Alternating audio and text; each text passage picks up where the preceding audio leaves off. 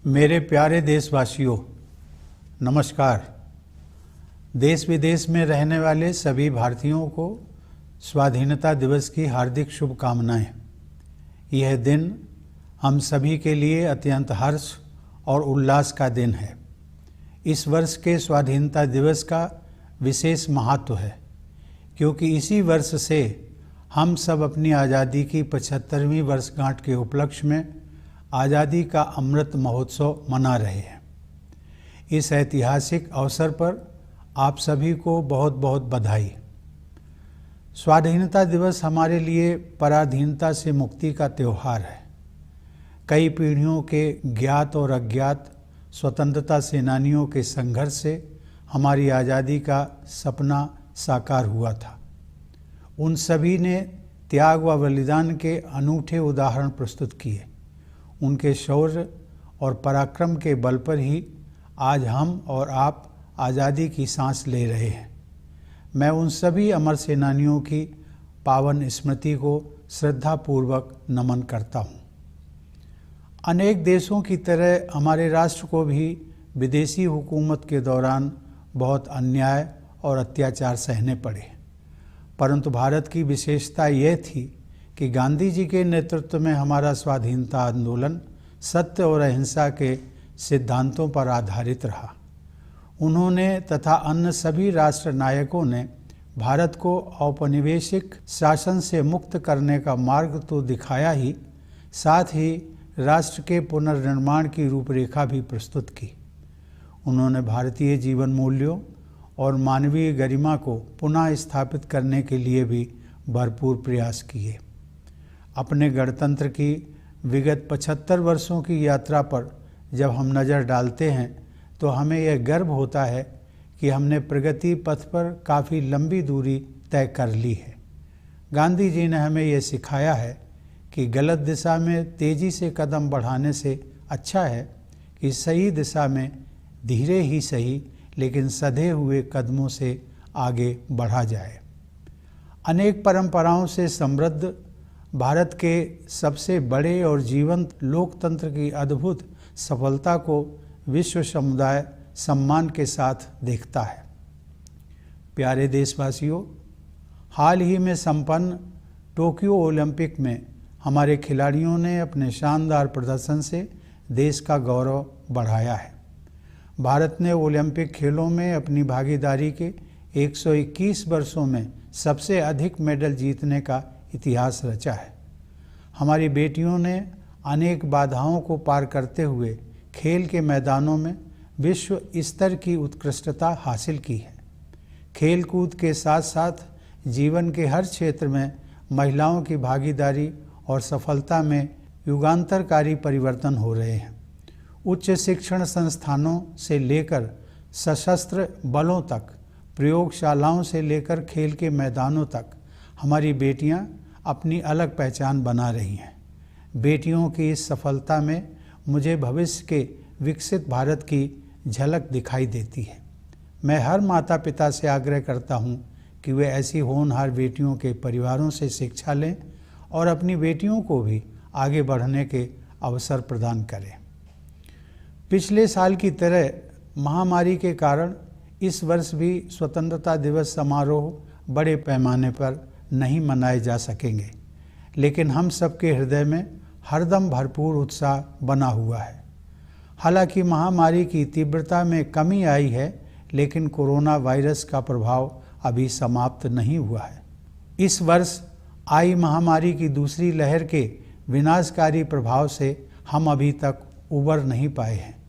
पिछले वर्ष सभी लोगों के असाधारण प्रयासों के बल पर हम संक्रमण के प्रसार पर काबू पाने में सफल रहे थे। हमारे वैज्ञानिकों ने बहुत ही कम समय में वैक्सीन तैयार करने का कठिन काम संपन्न कर लिया। इसलिए इस वर्ष के आरंभ में हम सब विश्वास से भरे हुए थे, क्योंकि हमने इतिहास का सबसे बड़ा टीकाकरण अभियान शुरू कर दिया था। फिर भी कोरोना वायरस के नए रूपों और अन्य अप्रत्याशित कारणों के परिणाम स्वरूप हमें दूसरी लहर का भयावह प्रकोप झेलना पड़ा। मुझे इस बात का गहरा दुख है कि दूसरी लहर में बहुतेरे लोगों की प्राण रक्षा नहीं की जा सकी और बहुत से लोगों को भारी कष्ट सहने पड़े। यह अभूतपूर्व संकट का समय था। मैं पूरे देश की ओर से आप सभी पीड़ित परिवारों के दुख में बराबर का भागीदार हूँ। यह वायरस एक अदृश्य व शक्तिशाली शत्रु है जिसका विज्ञान द्वारा सराहनीय गति के साथ सामना किया जा रहा है। हमें इस बात का संतोष है कि इस महामारी में हमने जितने लोगों की जानें गंवाई हैं उससे अधिक लोगों की प्राण रक्षा कर सके हैं। एक बार फिर हम अपने सामूहिक संकल्प के बल पर ही दूसरी लहर में कमी देख पा रहे हैं। हर तरह के जोखिम उठाते हुए हमारे डॉक्टरों, नर्सों, स्वास्थ्यकर्मियों, प्रशासकों और अन्य कोरोना योद्धाओं के प्रयासों से कोरोना की दूसरी लहर पर काबू पाया जा रहा है। कोविड की दूसरी लहर से हमारी सार्वजनिक स्वास्थ्य सेवाओं के बुनियादी ढांचे पर बहुत दबाव पड़ा है। सच तो यह है कि विकसित अर्थव्यवस्थाओं समेत किसी भी देश का बुनियादी ढांचा इस विकराल संकट का सामना करने में समर्थ सिद्ध नहीं हुआ। हमने स्वास्थ्य व्यवस्था को मजबूत बनाने के लिए युद्ध स्तर पर प्रयास किए। देश के नेतृत्व ने इस चुनौती का डटकर सामना किया। केंद्र सरकार के प्रयासों के साथ साथ राज्य सरकारों, निजी क्षेत्र की स्वास्थ्य सुविधाओं, गैर सरकारी संगठनों तथा अन्य समूहों ने सक्रिय योगदान किया। इस असाधारण अभियान में कई देशों ने उदारता से अनिवार्य वस्तुएं उसी तरह साझा की जैसे भारत ने बहुत से देशों को दवाइयाँ, उपकरण और वैक्सीन उपलब्ध कराई थी। इस सहायता के लिए मैं विश्व समुदाय का आभार प्रकट करता हूँ। इन सभी प्रयासों के परिणाम स्वरूप काफ़ी हद तक सामान्य स्थिति बहाल हो गई है और अब हमारे अधिकांश देशवासी राहत की सांस ले रहे हैं। अब तक के अनुभव से यही सीख मिली है कि अभी हम सबको लगातार सावधानी बरतने की ज़रूरत है। इस समय वैक्सीन हम सबके लिए विज्ञान द्वारा सुलभ कराया गया सर्वोत्तम सुरक्षा कवच है। हमारे देश में चल रहे विश्व के सबसे बड़े टीकाकरण अभियान के तहत अब तक 50 करोड़ से अधिक देशवासियों को वैक्सीन लग चुकी है। मैं सभी देशवासियों से आग्रह करता हूं कि वे प्रोटोकॉल के अनुरूप जल्दी से जल्दी वैक्सीन लगवा लें और दूसरों को भी प्रेरित करें। मेरे प्यारे देशवासियों, इस महामारी का प्रभाव अर्थव्यवस्था के लिए उतना ही विनाशकारी है जितना लोगों के स्वास्थ्य के लिए। सरकार गरीब और निम्न मध्यम वर्ग के लोगों के साथ साथ छोटे और मध्यम उद्योगों की समस्याओं के विषय में भी चिंतित रही है। सरकार उन मजदूरों और उद्यमियों की ज़रूरतों के प्रति भी संवेदनशील रही है जिन्हें लॉकडाउन और आवागमन पर प्रतिबंधों के कारण कठिनाइयों का सामना करना पड़ा है। उनकी ज़रूरतों को समझते हुए सरकार ने पिछले वर्ष उन्हें राहत प्रदान करने के लिए बहुत से कदम उठाए थे। इस वर्ष भी सरकार ने मई और जून में करीब 80 करोड़ लोगों को अनाज उपलब्ध कराया। अब यह सहायता दीपावली तक के लिए बढ़ा दी गई है। इसके अलावा कोविड से प्रभावित कुछ उद्यमों को प्रोत्साहन देने के लिए सरकार ने हाल ही में 6,28,000 करोड़ रुपए के प्रोत्साहन पैकेज की घोषणा की है। यह तथ्य विशेष रूप से संतोषजनक है कि चिकित्सा सुविधाओं के विस्तार के लिए एक वर्ष की अवधि में ही 23,220 करोड़ रुपए खर्च किए जा रहे हैं। मुझे इस बात की खुशी है कि सभी बाधाओं के बावजूद ग्रामीण क्षेत्रों में विशेष रूप से कृषि के क्षेत्र में बढ़ोतरी जारी रही है। हाल ही में कानपुर देहात जिले में स्थित अपने पैतृक गांव परौख की यात्रा के दौरान मुझे यह देखकर बहुत खुशी हुई कि ग्रामीण क्षेत्रों में लोगों के जीवन को सुगम बनाने के लिए बेहतर इंफ्रास्ट्रक्चर विकसित किया जा रहा है। शहरी और ग्रामीण क्षेत्रों के बीच की मनोवैज्ञानिक दूरी अब पहले की तुलना में काफ़ी कम हो गई है। मूलतः भारत गाँव में ही बसता है, इसलिए उन्हें विकास के पैमानों पर पीछे नहीं रहने दिया जा सकता। इसीलिए प्रधानमंत्री किसान सम्मान निधि सहित हमारे किसान भाई बहनों के लिए विशेष अभियानों पर बल दिया जा रहा है। ये सभी प्रयास आत्मनिर्भर भारत की संकल्पना के अनुरूप हैं। हमारी अर्थव्यवस्था में निहित विकास की क्षमता पर दृढ़ विश्वास के साथ सरकार ने रक्षा, स्वास्थ्य, नागरिक उड्डयन, विद्युत तथा अन्य क्षेत्रों में निवेश को और अधिक सरल बनाया है। सरकार द्वारा पर्यावरण के अनुकूल ऊर्जा के नवीकरणीय स्रोतों, विशेष रूप से सौर ऊर्जा को बढ़ावा देने के नवीन प्रयासों की विश्वव्यापी प्रशंसा हो रही है। जब ईज ऑफ डूइंग बिजनेस की रैंकिंग में सुधार होता है तब उसका सकारात्मक प्रभाव देशवासियों की ईज ऑफ लिविंग पर भी पड़ता है। इसके अलावा जन कल्याण की योजनाओं पर विशेष जोर दिया जा रहा है। उदाहरण के लिए 70,000 करोड़ रुपए की क्रेडिट लिंक्ड सब्सिडी योजना की बदौलत अपना खुद का घर होने का सपना अब साकार हो रहा है। एग्रीकल्चरल मार्केटिंग में किए गए अनेक सुधारों से हमारे अन्नदाता किसान और भी सशक्त होंगे और उन्हें अपने उत्पादों की बेहतर कीमत प्राप्त होगी। सरकार ने प्रत्येक देशवासी की क्षमता को विकसित करने के लिए अनेक कदम उठाए हैं, जिनमें से कुछ का ही उल्लेख मैंने किया है। प्यारे देशवासियों, अब जम्मू कश्मीर में नव जागरण दिखाई दे रहा है। सरकार ने लोकतंत्र और कानून के शासन में विश्वास रखने वाले सभी पक्षों के साथ परामर्श की प्रक्रिया शुरू कर दी है। मैं जम्मू कश्मीर के निवासियों, विशेषकर युवाओं से इस अवसर का लाभ उठाने और लोकतांत्रिक संस्थाओं के माध्यम से अपनी आकांक्षाओं को साकार करने के लिए सक्रिय होने का आग्रह करता हूँ। सर्वांगीण विकास के प्रभाव से अंतर्राष्ट्रीय मंच पर भारत का कद ऊंचा हो रहा है। यह बदलाव प्रमुख बहुपक्षीय मंचों पर हमारी प्रभावी भागीदारी में तथा अनेक देशों के साथ हमारे द्विपक्षीय संबंधों को सुदृढ़ बनाने में परिलक्षित हो रहा है। प्यारे देशवासियों, 75 साल पहले जब भारत ने आज़ादी हासिल की थी तब अनेक लोगों को यह संशय था कि भारत में लोकतंत्र सफल नहीं होगा।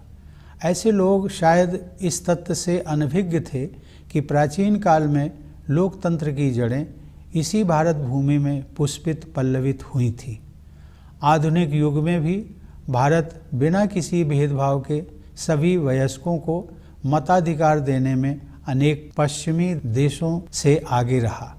हमारे राष्ट्र निर्माताओं ने जनता के विवेक में अपनी आस्था व्यक्त की और हम भारत के लोग अपने देश को एक शक्तिशाली लोकतंत्र बनाने में सफल रहे हैं। हमारा लोकतंत्र संसदीय प्रणाली पर आधारित है, अतः संसद हमारे लोकतंत्र का मंदिर है, जहां जनता की सेवा के लिए महत्वपूर्ण मुद्दों पर वाद विवाद, संवाद और निर्णय करने का सर्वोच्च मंच हमें उपलब्ध है। यह सभी देशवासियों के लिए बहुत गर्व की बात है कि हमारे लोकतंत्र का यह मंदिर निकट भविष्य में ही एक नए भवन में स्थापित होने जा रहा है। यह भवन हमारी रीति और नीति को अभिव्यक्त करेगा। इसमें हमारी विरासत के प्रति सम्मान का भाव होगा और साथ ही समकालीन विश्व के साथ कदम मिलाकर चलने की कुशलता का प्रदर्शन भी होगा। स्वतंत्रता की 75वीं वर्षगांठ के अवसर पर इस नए भवन के उद्घाटन को विश्व के सबसे बड़े लोकतंत्र की विकास यात्रा में एक ऐतिहासिक प्रस्थान बिंदु माना जाएगा। सरकार ने इस विशेष वर्ष को स्मरणीय बनाने के लिए कई योजनाओं का शुभारंभ किया है। गगनयान मिशन उन अभियानों में विशेष महत्व रखता है। इस मिशन के तहत भारतीय वायुसेना के कुछ पायलट विदेश में प्रशिक्षण प्राप्त कर रहे हैं। जब वे अंतरिक्ष में उड़ान भरेंगे तो भारत मानव युक्त अंतरिक्ष मिशन को अंजाम देने वाला दुनिया का चौथा देश बन जाएगा। इस प्रकार हमारी आकांक्षाओं की उड़ान किसी प्रकार की सीमा में बंधने वाली नहीं है। फिर भी हमारे पैर यथार्थ की ठोस जमीन पर टिके हुए हैं। हमें यह एहसास है कि आज़ादी के लिए मर मिटने वाले स्वाधीनता सेनानियों के सपनों को साकार करने की दिशा में हमें अभी काफ़ी आगे जाना है। वे सपने हमारे संविधान में न्याय, स्वतंत्रता, समता और बंधुता, इन 4 सार गर्भित शब्दों द्वारा स्पष्ट रूप से समाहित किए गए हैं। असमानता से भरी विश्व व्यवस्था में और अधिक समानता के लिए तथा अन्यायपूर्ण परिस्थितियों में और अधिक न्याय के लिए दृढ़तापूर्वक प्रयास करने की आवश्यकता है। न्याय की अवधारणा बहुत व्यापक हो गई है, जिसमें आर्थिक और पर्यावरण से जुड़ा न्याय भी शामिल है। आगे की राह बहुत आसान नहीं है, हमें कई जटिल और कठिन पड़ाव पार करने होंगे, लेकिन हम सबको असाधारण मार्गदर्शन उपलब्ध है। यह मार्गदर्शन विभिन्न स्रोतों से हमें मिलता है। सदियों पहले के ऋषि मुनियों से लेकर आधुनिक युग के संतों और राष्ट्र नायकों तक हमारे मार्गदर्शकों की अत्यंत समृद्ध परंपरा की शक्ति हमारे पास है। अनेकता में एकता की भावना के बल पर हम दृढ़ता से एक राष्ट्र के रूप में आगे बढ़ रहे हैं। विरासत में मिली हमारे पूर्वजों की जीवन दृष्टि इस सदी में न केवल हमारे लिए बल्कि पूरे विश्व के लिए सहायक सिद्ध होगी। आधुनिक औद्योगिक सभ्यता ने मानव जाति के सम्मुख गंभीर चुनौतियां खड़ी कर दी हैं। समुद्रों का जल स्तर बढ़ रहा है, ग्लेशियर पिघल रहे हैं और पृथ्वी के तापमान में वृद्धि हो रही है। इस प्रकार जलवायु परिवर्तन की समस्या हमारे जीवन को प्रभावित कर रही है।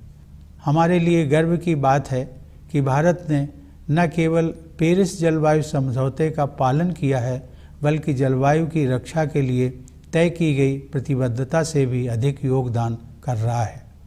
फिर भी मानवता को विश्व स्तर पर अपने तौर तरीके बदलने की सख्त ज़रूरत है। इसीलिए भारतीय ज्ञान परंपरा की ओर दुनिया का रुझान बढ़ता जा रहा है। ऐसी ज्ञान परंपरा जो वेदों और उपनिषदों के रचनाकारों द्वारा निर्मित की गई, रामायण और महाभारत में वर्णित की गई, भगवान महावीर, भगवान बुद्ध तथा गुरु नानक द्वारा प्रसारित की गई और महात्मा गांधी जैसे लोगों के जीवन में परिलक्षित हुई।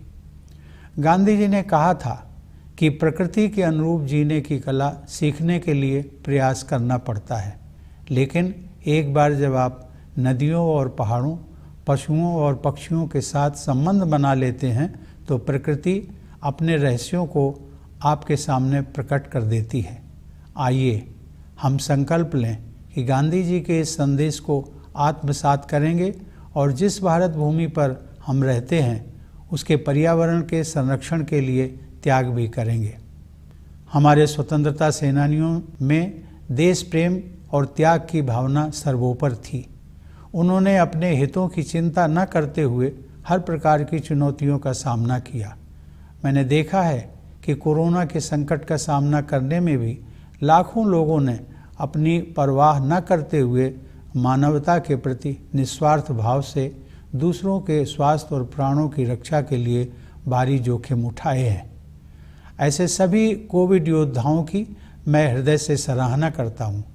अनेक कोविड योद्धाओं को अपनी जान भी गंवानी पड़ी है। मैं उन सब की स्मृति को नमन करता हूँ। हाल ही में कारगिल विजय दिवस के उपलक्ष्य में मैं लद्दाख स्थित कारगिल युद्ध स्मारक द्रास में अपने बहादुर जवानों को श्रद्धांजलि देने के लिए जाना चाहता था, लेकिन रास्ते में मौसम खराब हो जाने की वजह से मेरा उस स्मारक तक जाना संभव नहीं हो पाया। वीर सैनिकों के सम्मान में उस दिन मैंने बारामूला में डैगर वार मेमोरियल पर शहीदों को श्रद्धांजलि अर्पित की। वह मेमोरियल उन सभी सैनिकों की स्मृति में बनाया गया है जिन्होंने अपने कर्तव्य पथ पर सर्वोच्च बलिदान दिया है। उन जाबाज योद्धाओं की वीरता और त्याग की सराहना करते हुए मैंने देखा कि उस युद्ध स्मारक में एक आदर्श वाक्य अंकित है, मेरा हर काम देश के नाम। यह आदर्श वाक्य हम सभी देशवासियों को मंत्र के रूप में आत्मसात कर लेना चाहिए तथा राष्ट्र के विकास के लिए पूरी निष्ठा व समर्पण से कार्य करना चाहिए। मैं चाहूँगा कि राष्ट्र और समाज के हित को सर्वोपरि रखने की इसी भावना के साथ हम सभी देशवासी भारत को प्रगति के पथ पर आगे ले जाने के लिए एकजुट हो जाएं। मेरे प्यारे देशवासियों, मैं विशेष रूप से भारतीय सशस्त्र बलों के वीर जवानों की सराहना करता हूं, जिन्होंने हमारी स्वतंत्रता की रक्षा की है और आवश्यकता पड़ने पर साहस बलिदान भी दिया है। मैं सभी प्रवासी भारतीयों की भी प्रशंसा करता हूं। उन्होंने जिस देश में भी घर बसाया है, वहां अपनी मातृभूमि की छवि को उज्जवल बनाए रखा है। मैं एक बार फिर आप सभी को भारत के 75वें स्वतंत्रता दिवस की पूर्व संध्या पर बधाई देता हूं। यह वर्षगांठ मनाते हुए मेरा हृदय सहज ही आज़ादी के शताब्दी वर्ष 2047 के सशक्त, समृद्ध और शांतिपूर्ण भारत की परिकल्पना से भरा हुआ है। मैं यह मंगल कामना करता हूं कि हमारे सभी देशवासी कोविड महामारी के प्रकोप से मुक्त हों तथा सुख और समृद्धि के मार्ग पर आगे बढ़ें। एक बार पुनः आप सभी को मेरी शुभकामनाएं। धन्यवाद। जय Hind.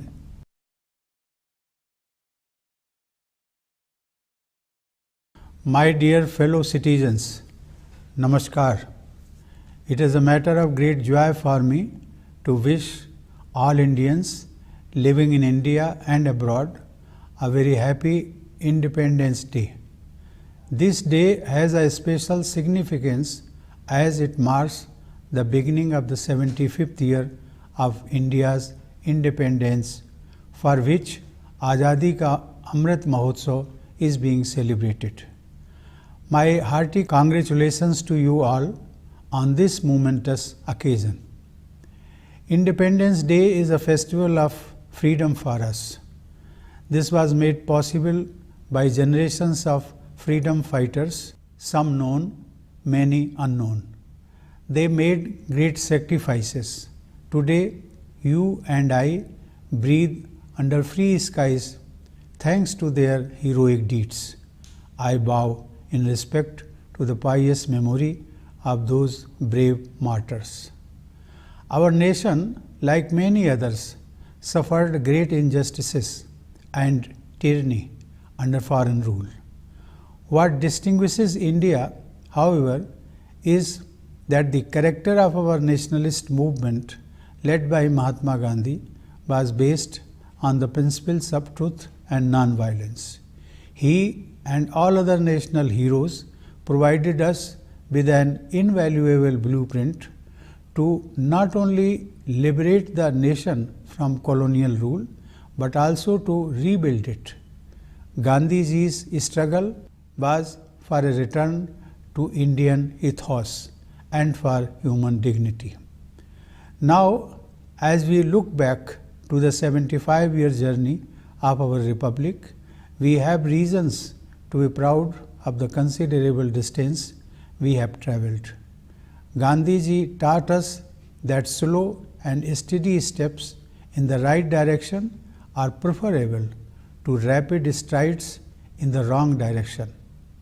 The world looks up at the miracle of India, home to the plurality of traditions and yet the biggest and most vibrant democracy. Dear fellow citizens, in the recently concluded Tokyo Olympics, our sportspersons have brought laurels to the nation with their stellar performances. India has won the highest number of medals in the 121 years of its participation in the Olympics. Our daughters have achieved world-class excellence in playgrounds, overcoming many adversities. Along with the sports, epoch-making changes are taking place in the participation and success of women in all walks of life. From higher educational institutions to armed forces, from laboratories to playgrounds, our daughters are making their mark. In this success of our daughters, I see a glimpse of a developed India of the future. I urge every parent to learn from the families of such promising daughters and provide opportunities to their daughters also to explore avenues of growth. Like last year, this year too, the scale of Independence Day celebration may have been reduced due to pandemic. Yet, our hearts remain always filled with enthusiasm. The intensity of the pandemic has come down, but the coronavirus has not yet gone away. We are yet to come out of the devastating effects of its recurrence this year. Last year, with exceptional efforts from all, we had succeeded in bringing the spread of infections under control.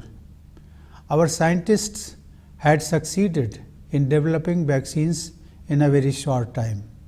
Therefore, at the beginning of this year, there was every reason to be hopeful as we launched the largest vaccination exercise in history. Yet, due to the new variants and other unexpected factors, we suffered from a terrible second wave. I am deeply sad that many lives could not be saved and many more suffered immensely in this phase of an unprecedented crisis. I speak for the whole nation when I say that I share the grief of all the affected families with the same intensity. The science is coping with this invisible enemy of terrible might with remarkable speed. We can take solace from the fact that more lives have been saved than the lives lost. It was our collective determination to overcome the challenge that helped us see the weakening of the second wave. Once again, our corona warriors, the doctors, nurses, and health workers, the administrators, and others risked everything to contain the impact of the second wave. The second wave brought our public health care infrastructure under stress. The reality is that no infrastructure, even of advanced economies, could withstand a crisis of such enormous proportions. Efforts were made on war footing to plug the gaps. The leadership rose to the challenge, and the government's endeavors were supplemented by initiatives of the states, private sector healthcare facilities, the civil society, and others. In this extraordinary mission, foreign nations shared the essentials generously, just as India had reached out to many nations with medicine, equipment, and vaccines. I am grateful to the global fraternity that came forward with a helping hand. Due to these efforts, the nation breathes a sigh of relief with the return of a semblance of normalcy. If we have learned our lessons well, we know that this is the time of extra care and caution. We shall not let our guard down. Vaccines are the best possible protection science offers to us. Under the world's biggest vaccination campaign going on in our country, more than 50 crore fellow citizens have been vaccinated so far. I urge all eligible citizens who are yet to get vaccinated to do so at the earliest and also inspire others. Dear fellow citizens, the economic impact of the pandemic is as disastrous as its health impact. The government has been concerned about the lower middle classes and the poor, as well as about the small and medium industries. It has been sensitive to the needs of the laborers and of employers who have been facing hardships due to the lockdowns and movement restrictions. Sensitive to their needs, the government had taken a series of relief measures last year. This year also, the government had distributed food grains to about 80 crore people in May and June. This benefit has been extended till Diwali. Moreover, the government has announced a new stimulus package worth Rs 6,28,000 crore to boost the selected COVID-affected sectors. In particular, it is heartening to note that an amount of Rs 23,220 crore is being spent over 1 year for expansion of medical facilities. It is heartening to note that rural India, particularly the agriculture sector, has kept growing against all odds. In a recent visit to my ancestral village Paronk in Kanpur Dehat district, I was quite pleased to find that better infrastructure is being developed to make life better for people in rural areas.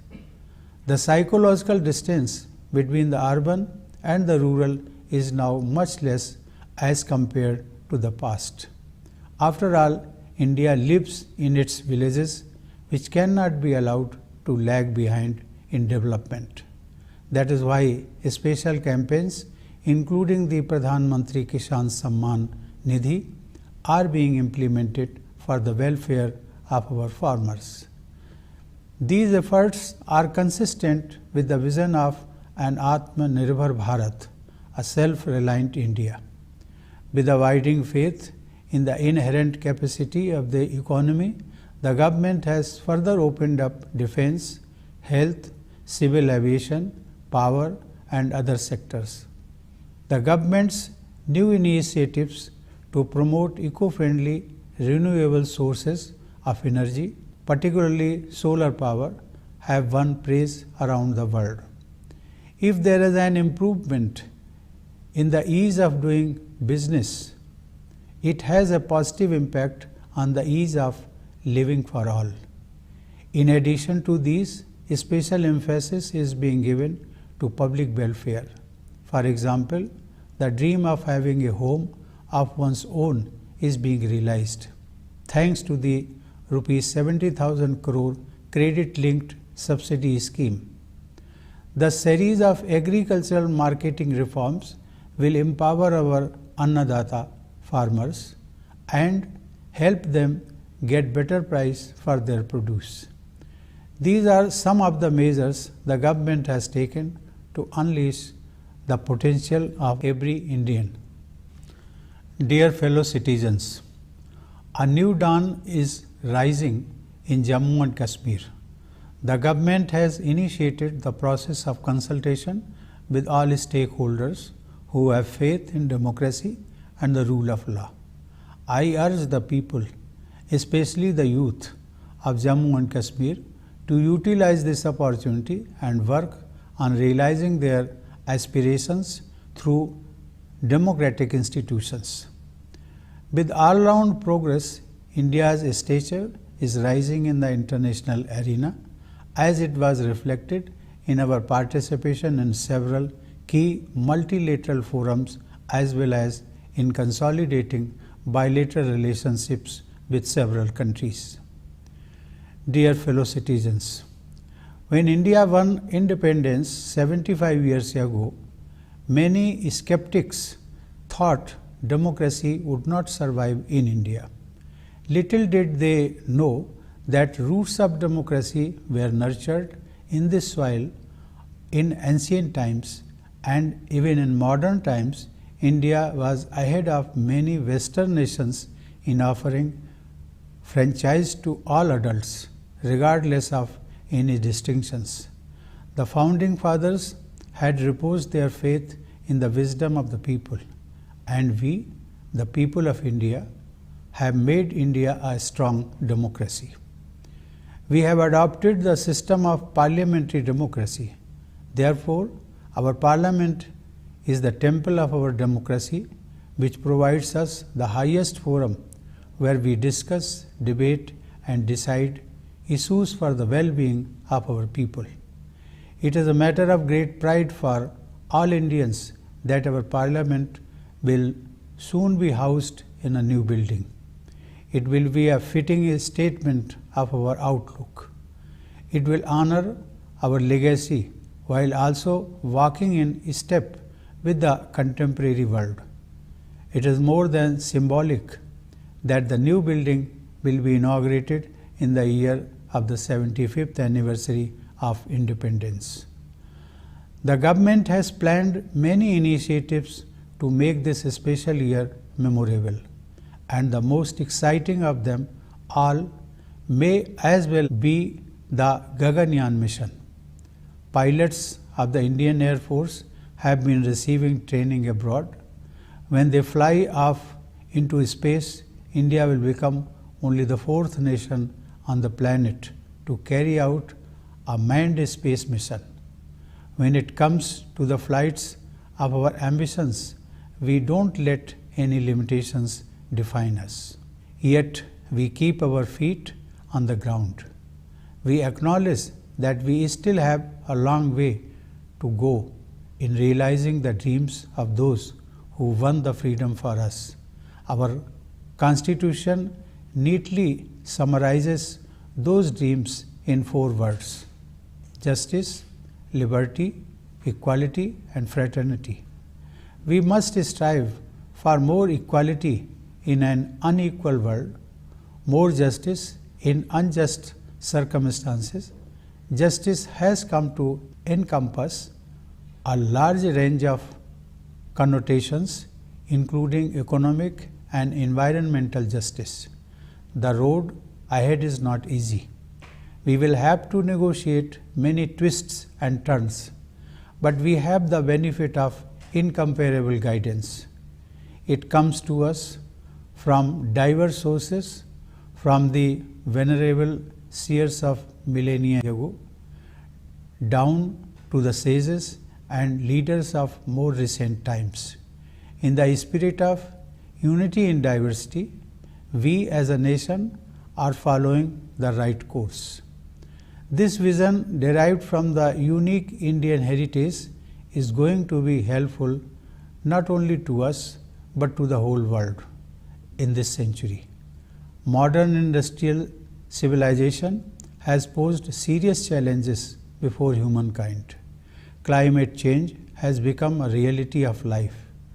With seas rising, glaciers melting, and temperatures soaring, India is proud of not only adhering to the Paris Climate Agreement, but doing more than what the country has committed to protect the climate.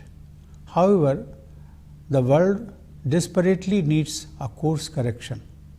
This is why the world is increasingly turning to the wisdom of India, as created by the authors of the Vedas and Upanishads, as depicted in the Ramayana and Mahabharata, as taught by Lord Mahavira, Lord Buddha, and Guru Nanak, and as reflected in the lives of the likes of Mahatma Gandhi. Learning the art of living in tune with nature requires effort, Gandhiji says. But once you establish a relationship with rivers and mountains, birds and animals, nature reveals its secrets to you. Let us resolve to listen to this message of Gandhiji and also to make sacrifices for the sake of the land we live in. The spirit of patriotism and sacrifice was paramount among our freedom fighters. They faced all kinds of challenges without caring for their own interests. I have seen that in the face of corona crisis, lakhs of people have taken enormous risks to protect others with the spirit of selfless service for humanity. I convey my profound appreciation for all such COVID warriors. Many of them succumbed to COVID-19. I pay homage to them. Recently, on the occasion of Kargil Vijay Divas, I wanted to visit the Kargil War Memorial, Dras, in Ladakh, to pay homage to our brave soldiers. But due to bad weather, it was not possible for me to reach that monument. On that day, I paid homage to our brave soldiers at the Dagger War Memorial in Baramulla. That memorial has been built in the memory of all the soldiers who have made the supreme sacrifice in their line of duty. While appreciating the valor and sacrifice of those brave warriors, I noticed that the war memorial has a motto inscribed, Mera har kaam desh ke naam, which means each and every deed of mine is for the nation. All of us should imbibe this motto as a mantra and work with full devotion and dedication for the development of the nation. I would like that all of us come together to take India forward on the path of progress with the spirit of keeping the interest of the nation and society foremost. Dear fellow citizens, I extend my greetings especially to the members of the armed forces who have guarded our freedom valiantly and gladly, making supreme sacrifice when necessary. I also extend my greetings to the members of the Indian diaspora who have represented the motherland well wherever they have made home. I once again congratulate all of you on the eve of India's 75th Independence Day. While celebrating this anniversary, I cannot stop my mind from imagining a powerful, prosperous and peaceful India of 2047 when we will celebrate 100 years of our independence. I wish that all our people come out of the difficulties caused by the COVID pandemic and move ahead on the path of happiness and prosperity. Once again, my best wishes to all of you. Thank you. Jai Hind.